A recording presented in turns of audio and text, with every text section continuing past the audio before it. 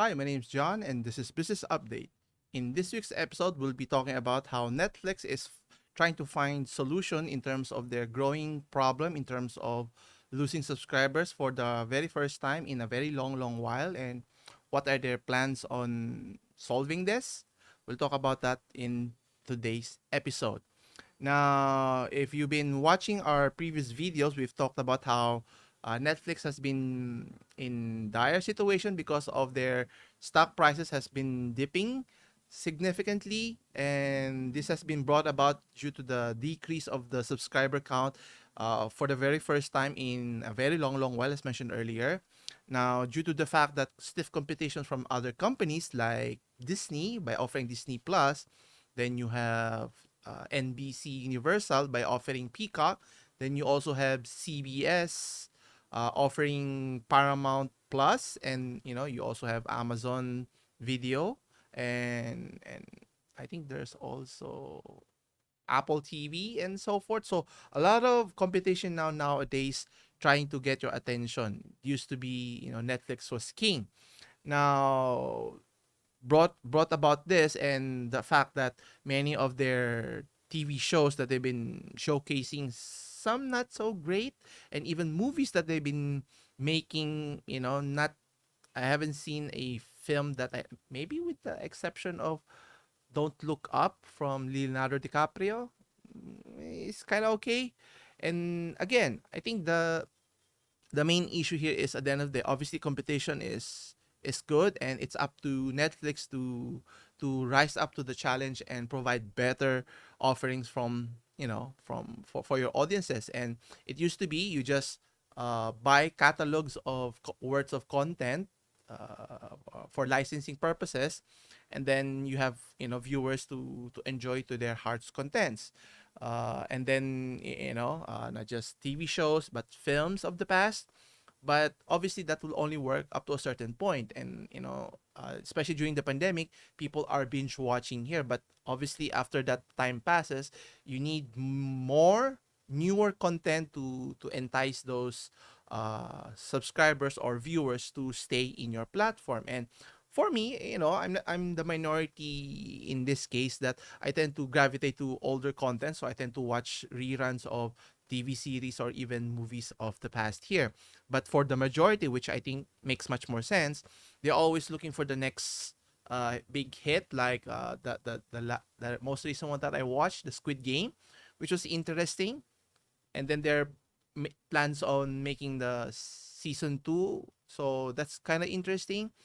I think Stranger Things season 4 is another. Then the recently concluded The Witcher season 2 is another, and they have other plans here. And I think at the end of the day, their concern is warranted. But at the end of the day, it's not because of viewers sharing of passwords is the main problem, which is what they're trying to say in public, which is kind of a cop out in terms of they said that sharing a password is making them lose lots of money, which is partially true, but that wasn't an issue for a very long time. And what you expect in a household, one would pay for the subscription and everyone would normally share. And not only that, and if you're outside of your household, you tend to use that account so that it can be used by your friends that you trust and other families that you may want them to use that account here.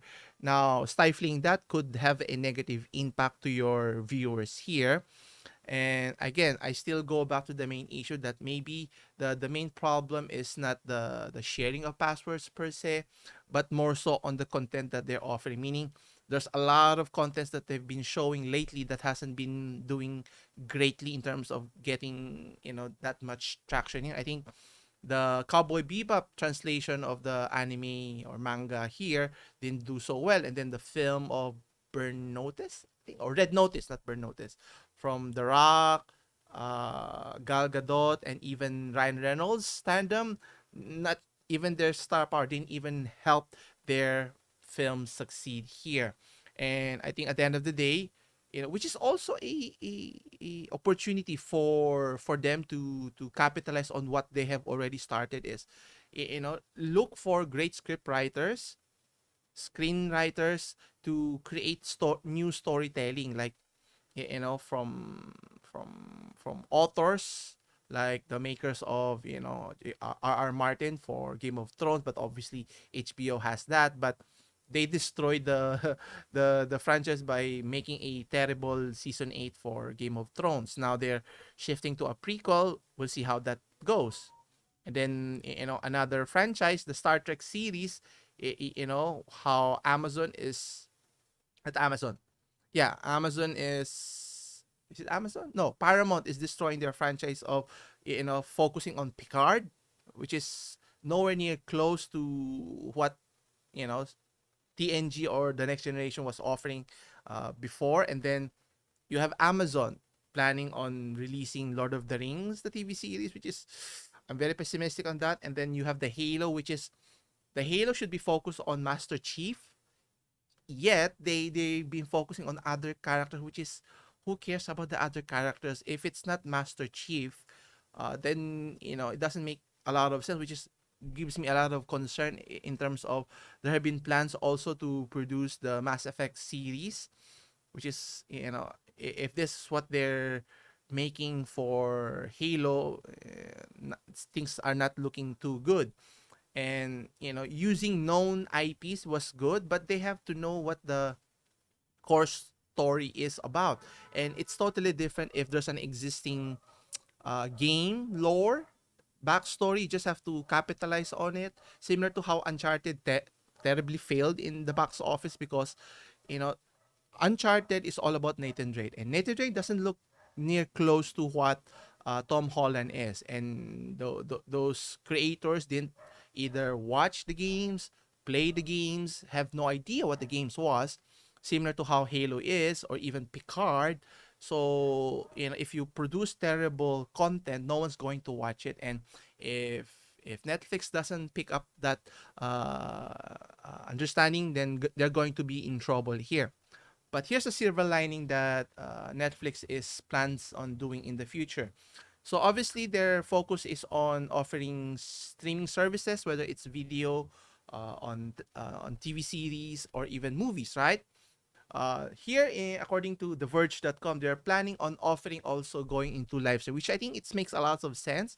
But again, they're trying to diversify, maybe doing too much. But if they look at how YouTube is doing and try to pick or do what YouTube is doing well and copy on that and do away with those negative aspect, meaning making it difficult for content creators to monetize their channel. And the copyright issue is another.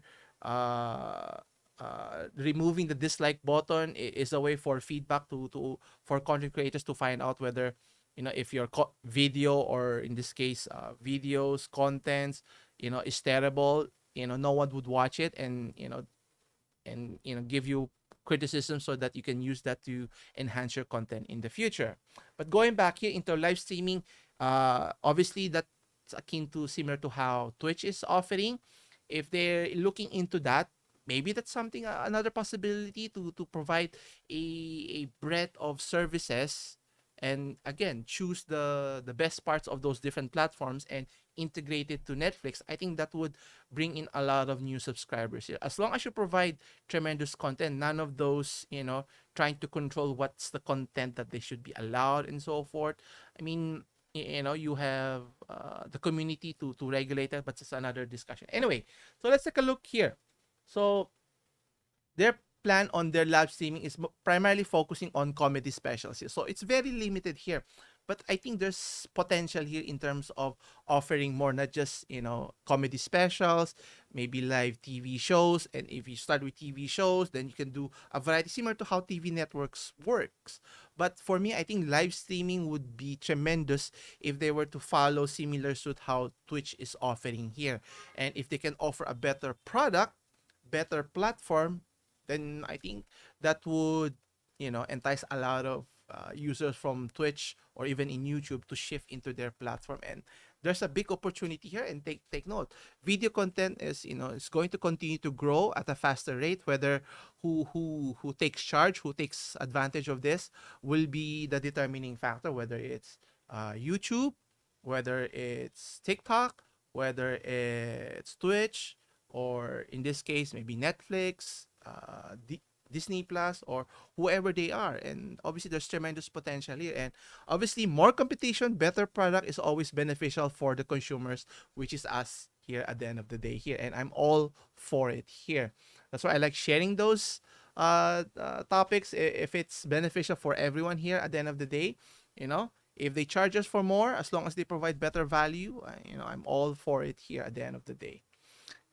Anyway, question here is, will Netflix uh, come through for us here at the end of the day? And obviously, offering comedy specials is good, but it's very limiting because how many specials can you do in a given month, and which comedians can do this on a regular basis? Let's assume you have 12 comedians that's doing this on a yearly basis, so that's only 12. And after a while, people will get tired of those comedians. That's why specials should be far few in between, similar how Dave Chappelle offers his comedy specials. It would have been nice if Mr. Robin Williams was still alive.